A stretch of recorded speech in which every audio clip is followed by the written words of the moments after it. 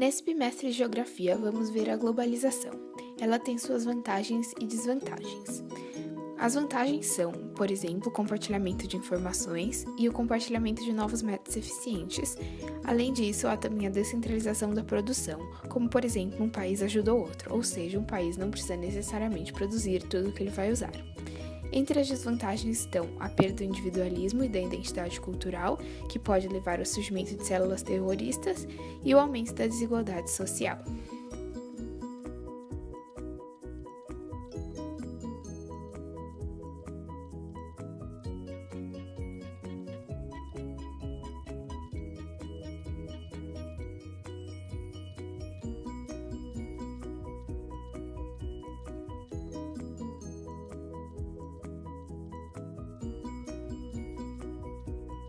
Na linha do tempo estão sendo representadas datas importantes, assim como os principais acontecimentos históricos e econômicos que interferiram no processo de globalização.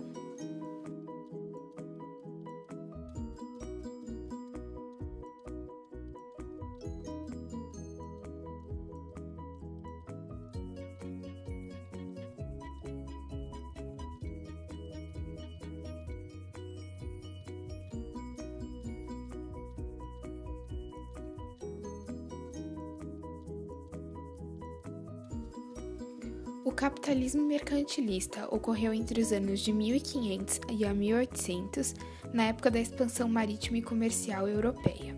Nessa época, a Europa tinha colônias de exploração e colônias de povoação. As colônias povoadas atualmente representam os países desenvolvidos, enquanto as colônias exploradas atualmente representam os países subdesenvolvidos. A doutrina econômica na época era mercantilista, ou seja, padrão ouro, a moeda que eles utilizavam era o ouro. Havia também a forte intervenção do Estado na economia, e pela primeira vez surgiu a divisão internacional do trabalho, que era entre a relação colônia e metrópole. Enquanto a metrópole fornecia produtos manufaturados à colônia, a colônia abastecia a metrópole com matéria-prima e gêneros tropicais. Com isso, as metrópoles puderam acumular capital, o que as possibilitaram de realizar a primeira revolução industrial. O capitalismo industrial teve seu início com a primeira revolução industrial e participou tanto do colonialismo como do imperialismo, uma época marcada pela acumulação de riquezas e pelo surgimento de grandes potências econômicas. A doutrina na época era o liberalismo econômico, ou seja, o Estado não interferia na economia. Logo após a Segunda Revolução Industrial, conceitos como obsolescência programada e neocolonialismo surgiram. Obsolescência programada significa a pequena vida útil que as empresas dão aos seus produtos para que eles não sejam ultrapassados pelas inovações tecnológicas. E neocolonialismo é a dominação das potências sobre países menos desenvolvidos. Existia também nessa época um meio de produção fordista, ou seja, produção em massa, milhares de carros iguais eram produzidos ao mesmo tempo, e também houve a dispersão da indústria para os países em desenvolvimento e emergentes, que abrigavam essas indústrias e se tornavam países industrializados, enquanto os países já desenvolvidos caminhavam para a terceira revolução industrial. O capitalismo industrial também foi marcado pela grande concorrência entre as indústrias, que se juntaram e formaram um oligopólio, ou seja, quando um pequeno grupo de empresas domina o mercado. Nesse oligopólio podem existir 3 tipos de empresas. O truste, que é quando uma empresa não depende de outras e fabrica tudo o que precisa, ou seja, domina a produção de montante a jusante. O cartel, que são empresas que fazem um acordo para dominar o mercado nacional, estabelecendo preços, ou seja, elimina a concorrência. Existe também o holding, que são empresas criadas para administrar outras empresas. Dentre esses 3 estilos, o truste e o cartel são proibidos atualmente.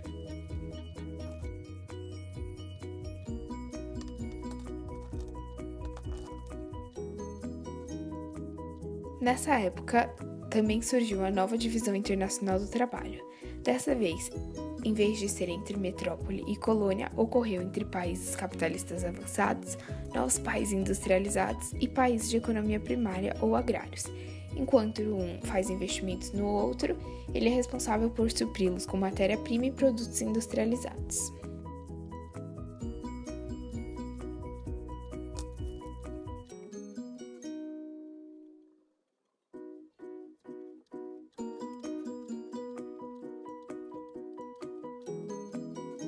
O capitalismo financeiro, modelo que prevalece até os dias atuais, pode ser dividido em 3 etapas importantes. A primeira, do início do século XX até a Segunda Guerra Mundial, foi marcada pela grande competitividade devido à concentração de capital, a participação de mercados de capitais como bancos e bolsas de valores. Entre 1914 e 1918, a ocorrência da Primeira Guerra Mundial, que foi um conflito de interesses imperialistas. Em 1917, com a Revolução Russa, a adoção do socialismo, a crash da Bolsa de Nova York, que é a queda da Bolsa em 1919, que foi a primeira grande crise do capitalismo, e a doutrina econômica da época, o keynesianismo, ou seja, a grande intervenção do Estado na economia, mais o New Deal, foram programas responsáveis pela recuperação da economia dos Estados Unidos após a crise. A segunda etapa ocorreu entre a Segunda Guerra Mundial e os anos de 1980 e 1990, e entre os destaques dessa época estão a Segunda Guerra Mundial, conflito entre os países aliados e os países do eixo, onde os países aliados foram vitoriosos e emergiram grandes potências, a Conferência de Bretton Woods, onde foi estabelecida o Fundo Monetário Internacional, o Banco Mundial e o dólar como moeda padrão, ou seja, a moeda utilizada não era mais o ouro. Houve também a criação da ONU e a Declaração dos Direitos Humanos. Houve a divisão da Alemanha entre socialista e capitalista e o Muro de Berlim. Houve também outra guerra, uma guerra ideológica, que é chamada de Guerra Fria, entre Estados Unidos e União Soviética, dividindo o mundo em 2 lados. A terceira Revolução Industrial, possibilitada através da Revolução Tecnológica, e o novo regime de produção toyotista, em vez de produção em massa, agora a produção é flexível, e a nova doutrina econômica, que pregava o Estado mínimo e a privatização de empresas.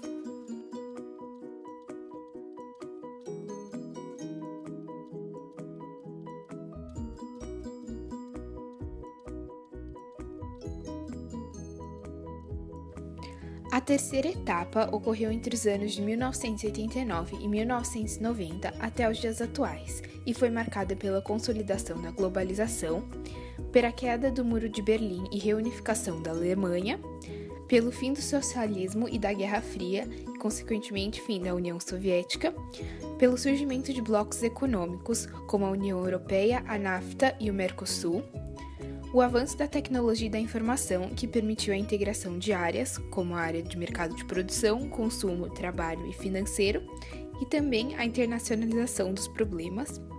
Houve também o fortalecimento das multinacionais e transnacionais, que continuaram se espalhando pelo mundo capitalista.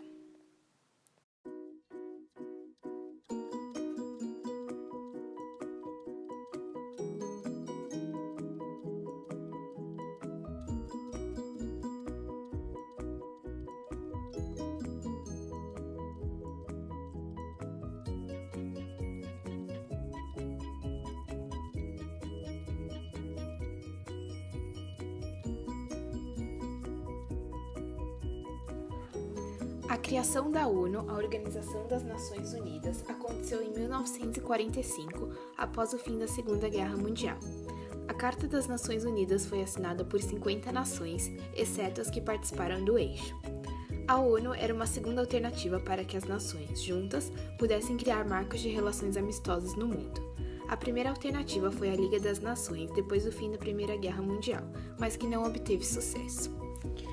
A estrutura interna da ONU é composta pelo Secretariado-Geral, pela Assembleia Geral, pela Corte Internacional de Justiça, pelo Conselho Econômico e Social, que engloba órgãos como a Organização Mundial do Comércio, o Fundo Monetário Internacional, a Unesco e a Unicef, e o Conselho de Segurança. Da ONU fazem parte 5 membros permanentes com poder de voto e veto, e são eles Estados Unidos, Rússia, China, Reino Unido e França, e 10 membros rotativos, que têm apenas poder de voto.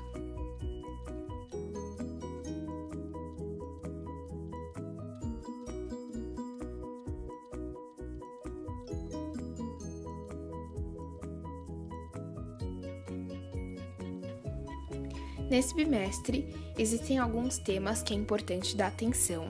Entre eles estão as células terroristas, desde seu surgimento até os efeitos que causam no mundo atual, o enfraquecimento relativo dos Estados Unidos através das guerras contra o terror, o radicalismo islâmico, a recusa à ocidentalização, a internacionalização do crime através do narcotráfico, tráfico de armas, tráfico humano, pirataria e terrorismo, a globalização perversa, ou seja, os efeitos negativos causados pela globalização, a crise de 2008, a maior democratização, por exemplo, a Primavera Árabe, e a crise migratória dos refugiados.